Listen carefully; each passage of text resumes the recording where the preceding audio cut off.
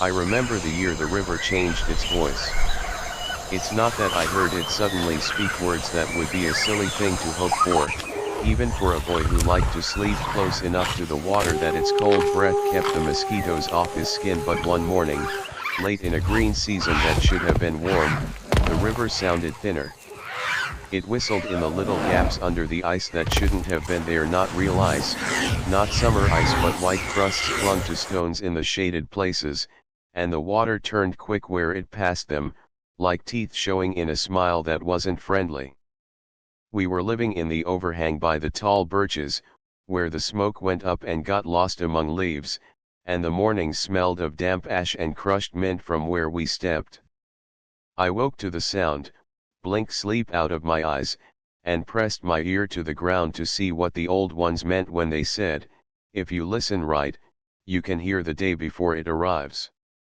My mother said the river's new voice was because the wind had changed, but Old Smoke said that wasn't all. Old Smoke wasn't really Smoke or old anyway, only she'd been around long enough to have more scars than anyone I knew, and she always smelled like the campfire even when she went down to the bend to wash.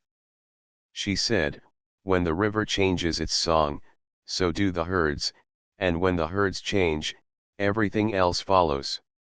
That didn't worry me yet, because I believed rivers were our friends, the way the big stones under the overhang were our friends. They caught us when we tripped and kept the sky off our heads when the rain got impatient. I was 11 winters then, not tall for my age, but quick as a hare and thin as the bone needles mother made for sewing. If I tell it how it really was, it feels like it's still happening, like I can feel the cold breath of the river on my face and the scrape of the braided grass under my palm. We wore what we always wore when the wind bit, even though it wasn't supposed to that time of year, reindeer skin tunics, heavy with smoke so the smell never washed out, and leggings tied above the calf with twisted sinew. My boots were lined with dry grass and soft fur so I could stand in the shallows without my toes falling off. I slept with my boots under my head because Old Smoke said, "Never wake to a day without your feet ready to go." She had many laws like that, which she whispered when the fire got low and the night hummed with insects. The laws were simple, like the ones the ravens know: keep your eyes open, keep your belly full, keep your friends close, keep your fire alive. She had a special one about fire that she taught me early because she said I was the kind of boy who would talk to coals if I found myself alone. Feed the fire before your belly, she said, because your belly can complain and stop, but a dead fire won't answer when you call it back. I liked the jobs that took me down to the river. There was always something to look at: the way grass bent under the weight of dew, the trout hanging in shadow where the current softened, leaves stuck to stones like little hands that didn't quite want to let go. I collected smooth pebbles for flinging, because my aim was improving, and I would tell Ash to sit and then toss a pebble behind him so he thought he'd missed it. Ash was our dog, but also my brother in some ways. He was about my age if you counted summers, though I didn't know exactly how to do such counting the way the counting stones did. He had a thick coat the color of burned wood and the sort of ears that always seemed to know more than you did. He could smell the story of a day that hadn't happened yet, I swear to this. He slept with me in the corner, nose tucked under tail, little puffs of his breath like a soft whistle against my wrist. If I cried, which happened once or twice the winter before when my father's friend didn't come back, Ash put his forehead against my ribs and stayed there until the tears went away. He was much better at that than some people, who had too many words and not enough ears. We lived with 27 people then, because the last baby had lived and 2 of the old men had not. The overhang above us was streaked with black, not from soot, but from time, though we added to it, too. The smoke spiraled up and rubbed the stone until it gleamed in places like the shells we traded for. The ground below our sleeping places was soft with flattened grass and scraps of fur, and the wind brought the smell of wet clay and a bit of pine from the ridge. When the mornings were kind, Mother sang something under her breath while she stitched, words older than old smoke, little notes pinned like feathers to her breath. The sound made my chest feel relaxed. My sister, Leek again, not really a leek, but named that because she'd been born on a day we pulled pale stalks out of the muddy banks and she'd arrived faster than anyone expected, braided my hair sometimes when I let her. She said it kept me from tangling in branches when I ran. I liked the way her fingers flicked, fast as minnows, though I pretended to hate the fussing because that's what brothers do to keep sisters lively. I waited that day for Way, my father, to come back from looking at the herd trails. He was a slow talker, but when he said something it was like a good knot, it held. He had a throwing stick carved with 3 tiny grooves that his uncle had made. He carried it like a second hand and taught me to use mine with little stones instead of darts until my shoulder learned the swing. When he saw me trying too hard, he would laugh with his eyes, because his mouth didn't bother with that much. He had a line of old scars across his leg where a reindeer kicked him, and another across his arm that wasn't a bragging mark, he said, but a reminder, if you walk behind, you get the back of it. I liked to walk behind because it felt safe. He didn't say that was wrong. He let me be the one who made up the stories from the backs of things. Once, he let me run my fingers along the grooves on his throwing stick and told me that each one was a promise to throw true, even when your belly's empty and your fingers are tired. It seemed important to me, the way promises can feel heavy and light at the same time. He came back in the afternoon with dust on his cheeks and the tired way of moving that meant he'd walked far but hadn't chased. I was cleaning a strip of hide with a flint point, which is a boring task unless you go slow enough to discover the way the old hair clings in little ridges. When you get it right, the scrape sounds like someone whispering, but in a happy way. He sat down and unlaced his boot with sticky hands. Ash came to smell his fingers and whined a little. My father looked at Old Smoke. She lifted her chin at him, and he nodded, which doesn't sound like much, but in our camp it meant a change. It meant wind had put its hand where it didn't before, and we had to move where we put ours. The herds took the high path earlier, he said. Patches of hard water near the narrows. Geese flew low and didn't stop to argue. It's colder up top than it should be. Old Smoke rubbed a thumb across the back of my head and left a little line of soot that I didn't find until later. We go to the notch, she said. We don't wait. The notch was a place between 2 shoulders of rock, where horses sometimes squeezed through to the flats beyond. It was good hunting, as long as you didn't get too hungry and try to run before the right moment. That could break a leg, yours or the horse's. The notch had a ledge where you could see far without being seen. It also had a cave with a narrow throat, and inside that throat the walls were smooth and cool, like the inside of a mouth that doesn't want to spit you out. We started moving before the heat of the day got too serious. That's another law, if you have to carry your home, let the day carry the heat, not you. We put things on our backs in netted bags, slung with twisted plant fiber. I took the pot with the cracked lip because it was light and made me feel useful. Leek carried the tool roll with the awls and needles and extra scrapers. Ash took nothing but himself, which was enough. The little ones climbed on their mother's hips or ran in bursts, falling over their own feet and jumping back up like the ground was a game. We didn't have wheels, unless you count smooth stones that roll away when you need them, but we had backs and hands and the sort of feet that learn paths and carry fiddly loads.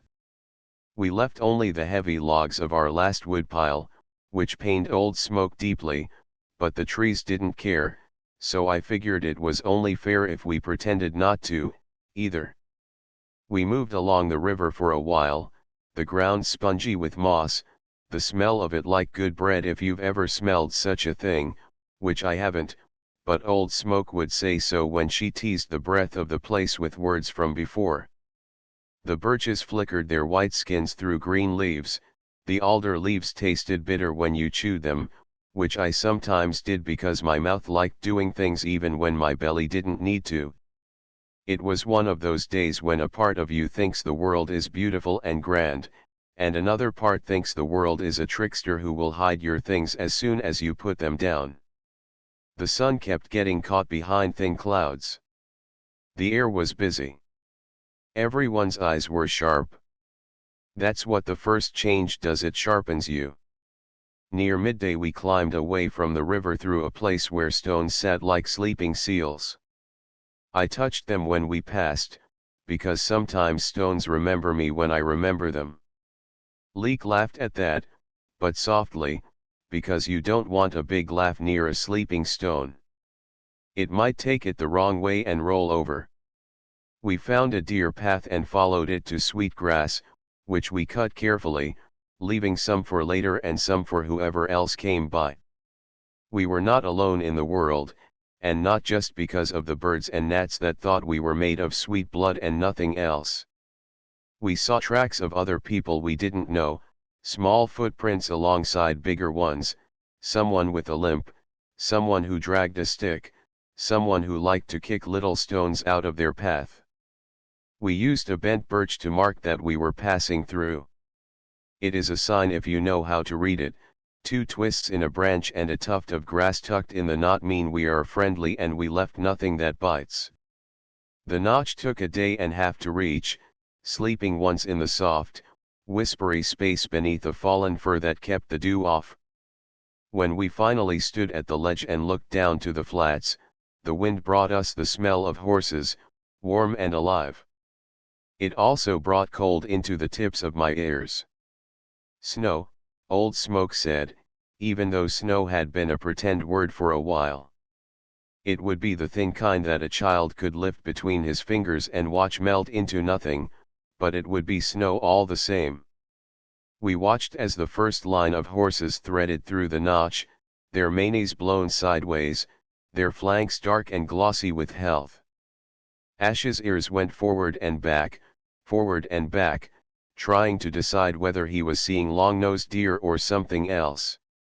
We settled low. Wei leaned over to me and pressed my shoulder down. That was his way of saying patience, which is harder to do when the world is moving below you like a story you want to jump into. We had a plan, because hunting without one is like playing a bone flute without holes, too much sound in all the wrong places. The elders went around to the far end to be the wind, where the old willow leaned, and the rest stayed hidden near the root the horses would prefer if they didn't know better.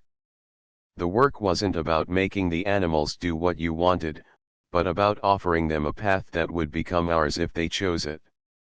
We didn't yell or throw things to scare them. We were not wolves, though we watched them and learned. We moved in ways that made the air thicker in their eyes. We showed ourselves only at the right breaths. When it came time, Wei stood, and for a moment his throwing stick looked like a bird's folded wing, and then it wasn't, and then it was again. He didn't aim at any one horse. He aimed at the moment. The dart flew like summer flies do when they can't be bothered by wind, and when the horse he meant to give back to the earth fell, it was quick and quiet. We went down and thanked its body with words and ochre and hands, because that's another law, you don't take without saying thank you. We carried what we could carry and left what we must for the ravens. The ravens laughed anyway. They always laugh at our politeness. I didn't throw anything. Wei had said I could do so before long, but he wanted me to watch one more time. I did more than watch, because there is seeing and there is seeing into. You can look at a horse and think, meat and hide and bone. Or you can look and think, the way the muscles talk under the skin when the wind says jump. That second way is important. That's the way our people make a horse step into a story that keeps us alive.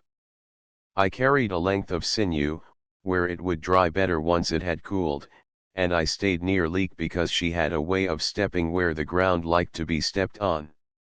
She moved like the wind was in love with her, and I learned to move like that, too.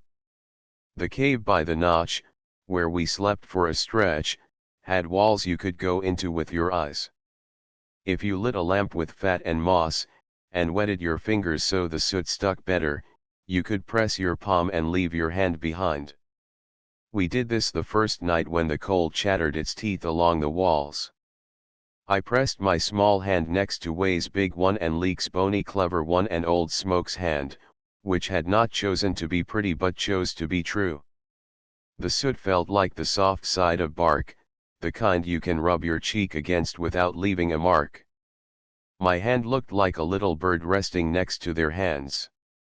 I liked thinking that someday, someone would put their hand there and realize they weren't the first to be small. Later, while the older ones talked and the children slept in soft piles like wolf pups, I took my bone flute out and blew a few notes. The sound of a bone flute isn't loud, and it isn't sad. It's like talking to water when you drop a stone and then listen for the answer. The notes curled up into the cave and came down as something new. Leek hummed with me. Old Smoke tapped her palm against her knee and chanted under her breath. She told a story about the people who had gone before us, the ones who had drawn animals on the walls because they wanted to keep them alive. I believed that if I blew enough notes into the cave, the horses would be less afraid of me, or maybe I would be less afraid of what it means to carry a knife. Way came and sat next to me with the calm that he wears like a cloak. He pressed his chin to the top of my head and let me lean, understanding that sometimes leaning is better than a lot of words. We traded at the Salmon Narrows a few days later. A people we didn't know had camped there, and the river did not belong to us, not to them either, but we knew how to talk with hands and eyes. They had nets with knots we didn't use, and beads made from shells I hadn't seen, white as the milk of fire when fat drips and flares. They were lighter skinned than we were, though we were all the color of smoke and earth and sunburn if you stood long enough with your shirt off. The oldest among them had a laugh like a goose. They brought us a new way of stacking the fish to smoke so the wind touched them more thoroughly. We gave them a child's cap with a fringe that danced when you ran, and a needle with a very fine eye that mother had carved. They admired our throwing sticks, not because they didn't have any but because they were good ones, decorated with etched lines that meant river and hoof and lash of rain. I met a boy named Kara who could whistle with his hands cupped and make birds look up. He showed me a knot I didn't know, the kind you can tie with your eyes closed, and I carved him a little bird from a bit of driftwood. We didn't speak the same words entirely, but we understood enough to show our best tricks with fire. We made sparks the way Way had taught me, striking a piece of flint against pyrite so that the bright specks fell into a bed of dried fungi, soft and spongy. The fungus woke with a tiny glow, and we fed it with breath and shredded dry grass and then with a handful of thin twigs. That part makes me feel like a magician every time, even though the trick is old. The other boys watched with wide eyes, and Ash sneezed because he puts his nose there every time and never learns. Old Smoke said we are the only animals who make stones kiss and then feed the child that is born. I liked how she put it, even if I pretended to be annoyed when she got too poetic and let her words wander away to lie down on their own. While we smoked fish, I learned to read the fish better. The way they hold their bodies in the current tells you how tired they are, how quickly they will coat your mouth with oil, how much salt you will wish you had even though you don't. I smelled the sharp skin smell on my fingers for days. It never really leaves. Mother rubbed fat into my boots and frowned at the places where the grass lining was getting flat. She said, "A boot is a promise to your feet. Don't break it." I made new little pillows of dry grass and tucked them in so my toes would have somewhere soft to dream. Leek made a basket of roots and bark that was so tight you could carry water in it if you moved fast and didn't breathe too hard. She smiled and bit her lip when it worked, and we all cheered. She pretended to not care, but the tip of her nose flushed pink when you praised her. We lived in the notch for 2 hands of days and then another half hand. In that time, the evenings got meaner and the mornings woke with their shoulders hunched. Old Smoke, who slept nearest to the mouth of the cave because she believed her dreams caught stray spirits before they wandered off, began waking with frost on her hair. She grunted when she sat up and declared the winter had started to steal days from summer. We would need to move again. The high places would be hungry, the lowlands might be green and false. We were thinking on where to go when the river decided to play a trick. It began with a rain that wouldn't stop arguing with the rocks. It slapped at the ground and leapt up off stones and insisted on being in our boots and on our faces. The river swelled and curled its lip over the edges of its bed. We had to cross a little gully to get from one good patch of roots to another. The gully was nothing special on most days, a place where the land had shrugged, but on that day it was a thing with a voice like all the geese you can imagine. Wei said we should wait. We waited. We watched debris swirl and spin and decide to stay. I have never been good at waiting when the world is like that, loud and new, and Leek is worse. She said she could see something across the gully that looked like Old Antler, and she wanted to bring it because Old Antler makes a good pressure flaker for finishing edges on tools. I wanted to bring it because I wanted to be the one to find good things at least as often as she did. She started down the edge. I followed. Here is what I tell you, the ground is not always your friend. It can look like one thing and be another. Where the water has been busy, the edges crumble when you look at them hard. I looked. The edge looked back. I stepped anyway. My foot went where my eyes had told it not to. The mud took me up to my knee and laughed. Leek turned and grabbed my arm. Ash barked. He didn't dance around and wait for instructions.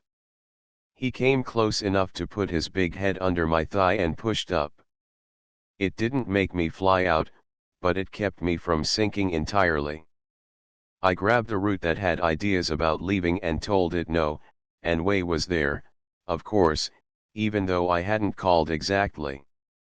He had a coil of rawhide in his hand that he fastened around his wrist and mine, and he leaned back and gave a long slow pull, like pulling a big fish who knows more than you do about knots. My leg came free with a sound like a boot talking with a wet mouth. The skin of my leg felt scraped by cold sand. In truth, it was only the river reminding me it has teeth and tongue and can lick, too. When I was safe on the slope, Wei took my chin in his fingers and lifted my face so our eyes met. He didn't say anything for a moment. Old Smoke was fussing over Leek and slapping her arm lightly in the way she does when she is mostly relieved and slightly angry. Wei shook his head, not very hard. He said in a quiet way, "The water doesn't care about you, but it loves to take things. Don't ever be the thing it takes." It was a new law, or maybe it was an old law that had waited for me to be ready. I said I was sorry and meant it.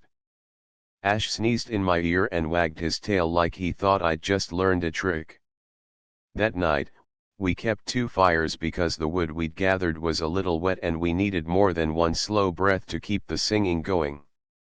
That is what a good fire does when it is happy, it sings. The flames passed along a tune like potters' wives do when they gossip. We ate the last of the salmon skin crisp where it had curled on the poles. The fat popped on my tongue and tasted of smoke and river. The sky pulled its clouds into a felt blanket and crushed them down. I asked Old Smoke if she ever got tired of teaching us the laws. She said those are not mine, they belong to the things themselves. I merely carry them along until you can bear them on your own. That seemed heavy and fair at once.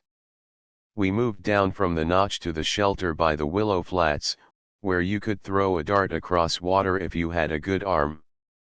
The willows made silver sounds when the wind pushed through. We found a place where the ground rose just enough that floodwaters would think twice before taking us. We set up a new hearth and arranged the sleeping places with our backs against the idea of danger. I don't know how else to say it. Even if the ground is open and the air is honest, you always want to sleep so that your spine knows where to place its trust. The air that night had the smell of snow that isn't there yet. You learn that smell. It tastes like minerals on your tongue, the way it tastes when you lick a stone to see if you are right about what it is. I was old enough then to sit watch. Way and Old Smoke and 3 others had gone to follow a herd of reindeer that had crossed high and might circle back after a surprise fall of hard rain. 5 people stayed behind: Mother, Leek, the woman we called Bee because she was always humming, a very small baby who was mostly noise and warm belly, and me. Ash stayed with us because he doesn't like it when babies leave the circle. He counts differently than we do, but he counts. At dusk, the world's edges curl up around your ears in a friendly way that sometimes hides sharp teeth. I sat on a rock above the camp with my back against a boulder that had not moved since the world began, and I held my throwing stick in my left hand, because Way says the right one is too busy with surprises. Ash lay at my feet with his nose on his paws. The baby grumbled herself to sleep, and Bee hummed softly, and the willow leaves did that whispering that isn't quite speech but isn't not speech either. I watched the shadows for wolves. I like wolves in stories. I like them in my ears, from a safe distance. But I did not want them in camp. We had hung fish and meat high enough that only a very clever bear could fuss it and only a foolish wolf would try. I had a few stones and my little darts for practice. I would never throw a dart at a wolf unless there were no other way, and there are usually other ways if you have enough stones and noise and friends. I heard nothing but the river and the wind for a long time, and then the kind of sound that comes from the throat without meaning to. A person crying, quietly. I didn't like that it was almost my voice. It wasn't the baby or Bee or my mother or Leek. It wasn't in the camp. It was up in the willow, in the leaves. I looked up and saw a shape that could have been a lot of things. I made my eyes soft to see the edges better. It was a boy. He was perhaps a winter older than me, or younger. He was not Kara, though for a moment my heart tried to make him be. He was crouched in the willow with his hand pressed over his mouth, looking down at our fire like it was a memory of his own. I made a little hiss between my teeth to call Ash without waking the camp. Ash lifted his head and sighed through his nose the way he does when he wants to remind me that he has always known everything I am just thinking of. I put my hand on his head and kept my eyes soft. The boy was shaking. His clothes were wet and heavy, the kind of heavy that comes from being wet for too long. I made a circle with my fingers and thumb, the sign for friend. He flinched and then pressed both his hands to the bark like he was asking it to swallow him. He held very still, but he was so tired that his stillness shook. It is hard to remember that other people have rules that are not our rules. I wanted to go to him. I stayed. I thought, he climbed up not to be seen by animals, but he did not think of being seen by people who look up. I thought, if I move too fast, he will jump and hurt himself. I thought, why am I the one here? Because I had asked to be. That's another law, don't ask for a thing unless you are willing to carry it. I patted the rock next to me and made my mouth soft. Ash stood up, shook, and stretched until his front paws went long and his back arched like a cat's. He made a chuff that wasn't quite a bark. The boy's eyes came to Ash. He blinked like his eyes hurt. I tossed him a bit of dried meat so that it would land on the branch below him. He leaned for it the way a hungry boy leans, quick and without apology. He put it in his mouth like a secret and chewed only enough to swallow without choking. I tossed another bit. He waited, his eyes flicking from me to the meat and back. He nodded slightly. It was the smallest thanks, but it was true. I didn't wake the camp until moonrise, because by then he had climbed down and was sitting a little way off. He sat like someone who had walked miles with stones in his boots, and kept the stones because it seemed like a shame to throw them away. He said nothing, but he had stopped shaking. I gave him my second pair leggings, the ones lined with grass that only smelled a little bad because I had remembered to change the lining last week. He pulled them on without fuss. I gave him a drink of water from the skin. He swallowed in small gulps like someone who had learned the lesson, don't drink everything because your belly lies. Mother woke and came to squat beside us. She didn't ask him anything at first. She put a hand on his shoulder, and he leaned against it like a tired tree leans against wind. He had been alone a while, that much I saw. People don't talk first when they are trying to come back from being the only voice they hear. He slept near the fire and jerked sometimes like he was walking in his sleep, and the path kept crumbling. In the morning, when Wei returned with Old Smoke and the others, we learned that the boy's people had been scattered by a wall of water on a narrow bank, and he had lost the shape of them. He didn't have the words for all of it, not with us, but his hands told enough. Old Smoke said then what she always says, no one belongs to the river unless they choose. You can belong to us until you find your people or until you choose. He stayed, and we learned his name was Tag, and he knew a way to set snare lines for rabbits that I had never seen, using little loops that tighten when the rabbit is a rabbit in a hurry. He laughed like a raven when he wasn't thinking about where he'd come from.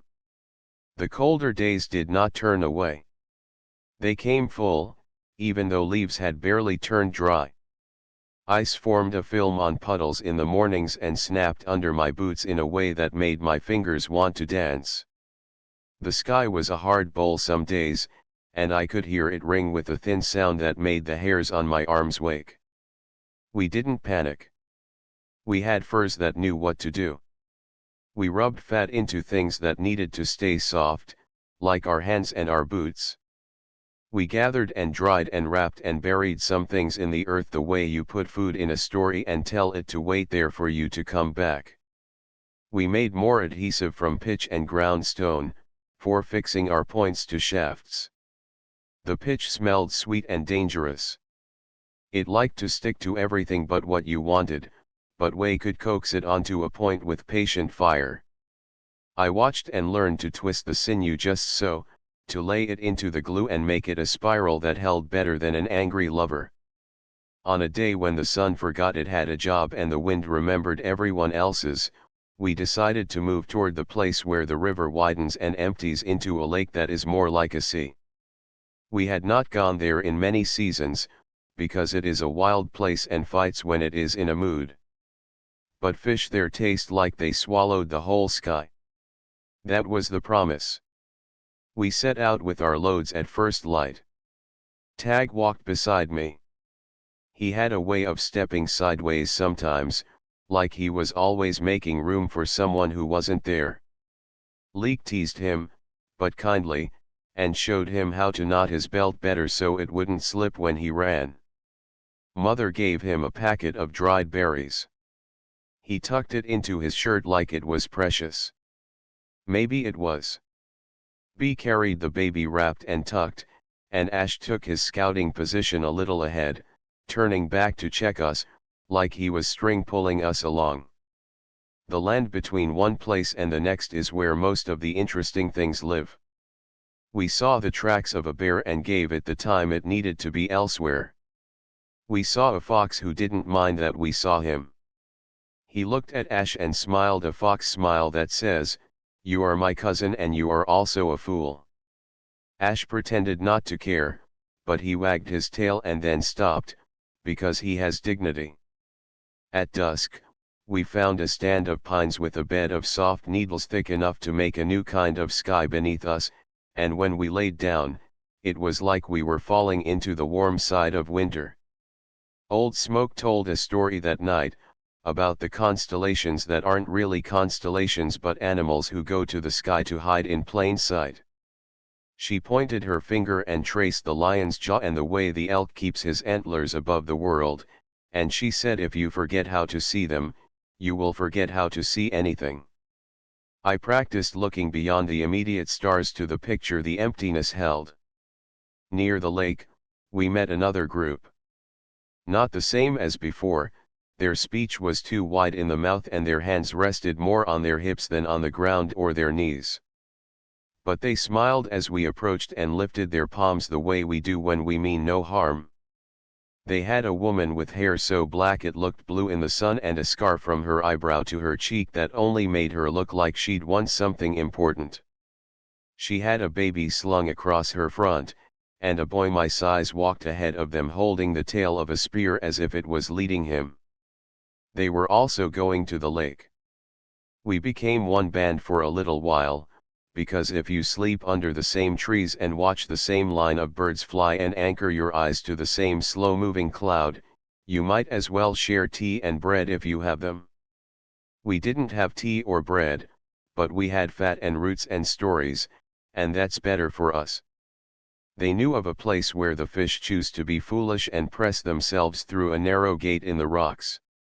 Their word for that place wasn't ours, but the way they said it made me think of a happy throat. We walked with them, learning little tricks, like how to tuck embers into a wrap of damp moss and carry it so that you don't have to beg the stone kisses to make a baby fire when rain is looking over your shoulder. The boy with the spear tail showed me a little dance he did to make bad luck trip. I did it, too, feeling silly and lovely at the same time. Leek rolled her eyes, but later I caught her doing the steps when she thought no one was looking. Old Smoke watched all of this with her quiet eyes and her quiet mouth and then smiled without anyone catching her except me.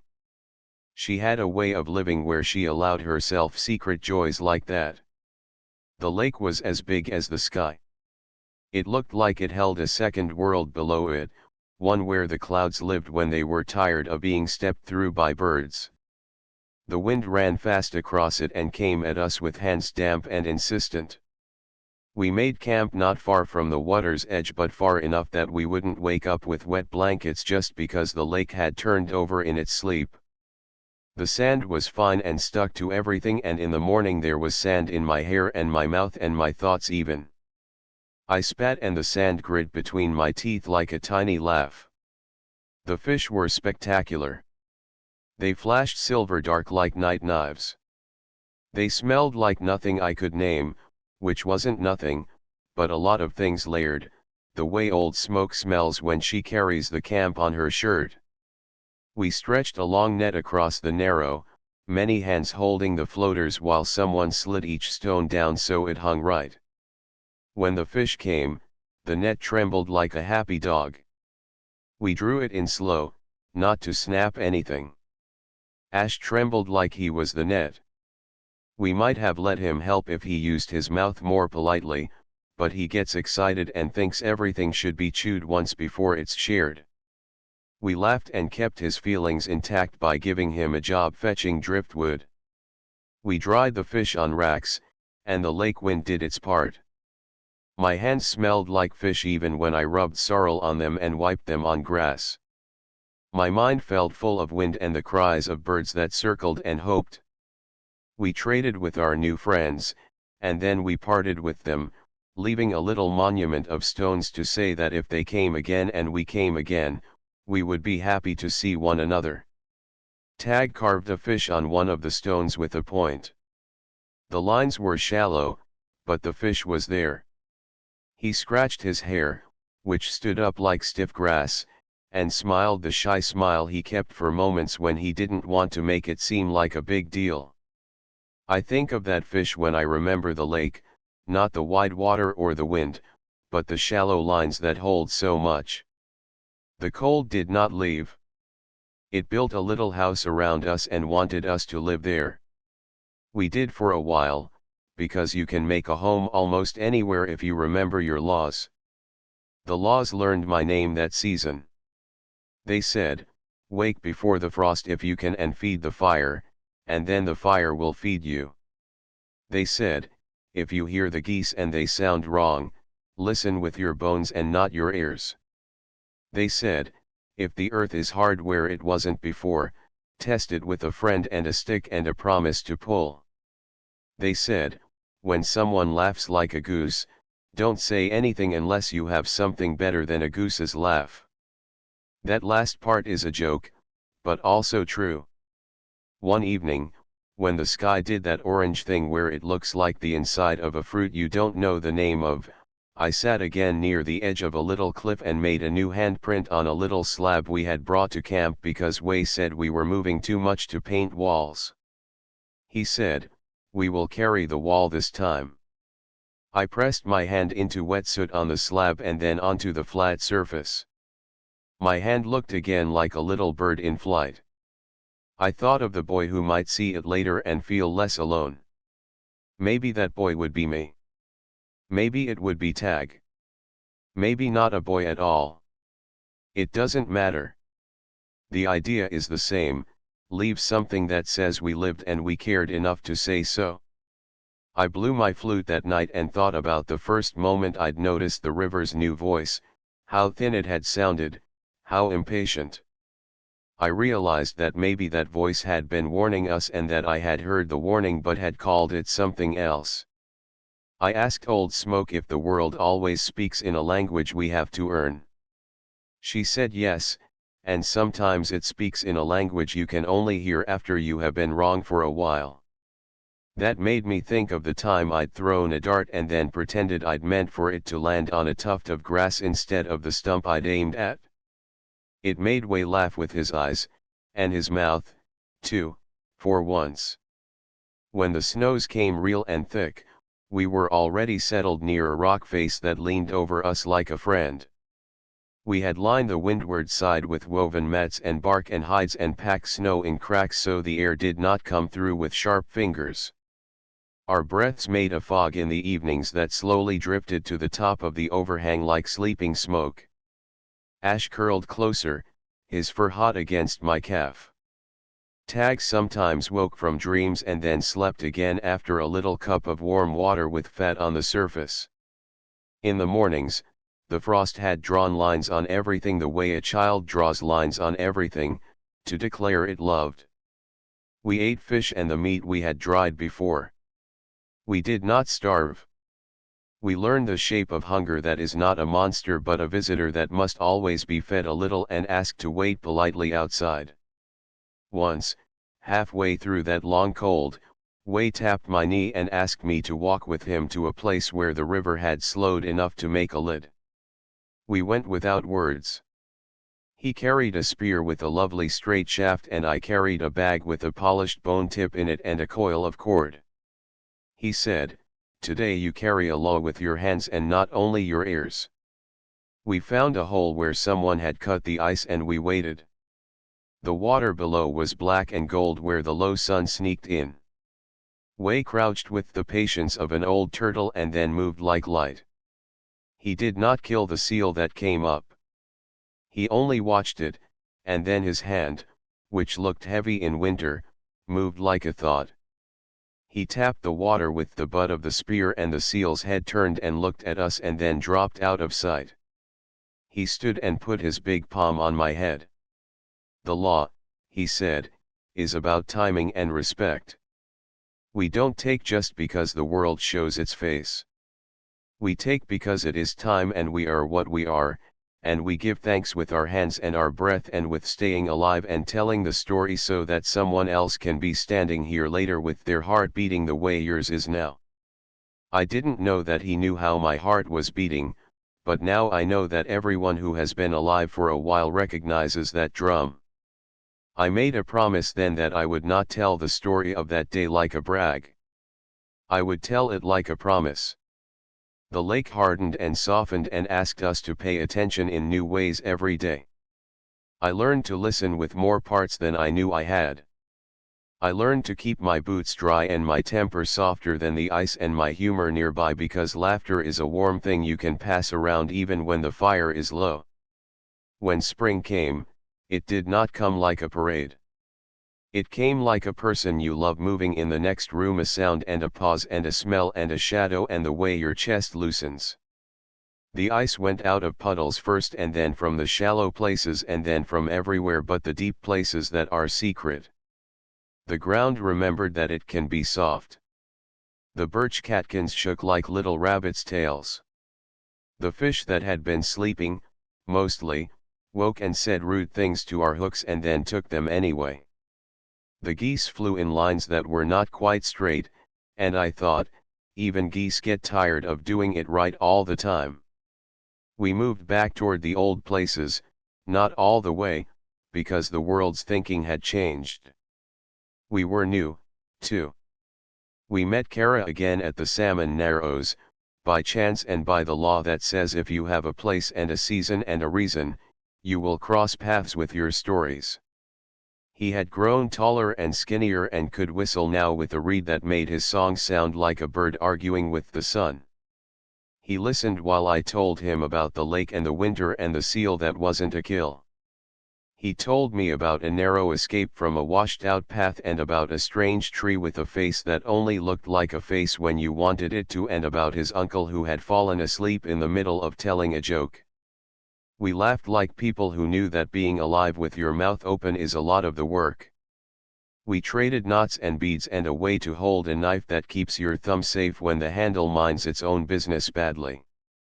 I asked Old Smoke that spring if the laws would stay the same forever. She snorted and smoothed my hair and looked at the sky the way you look at a person you love who has done something foolish and brave. She said the core is the same.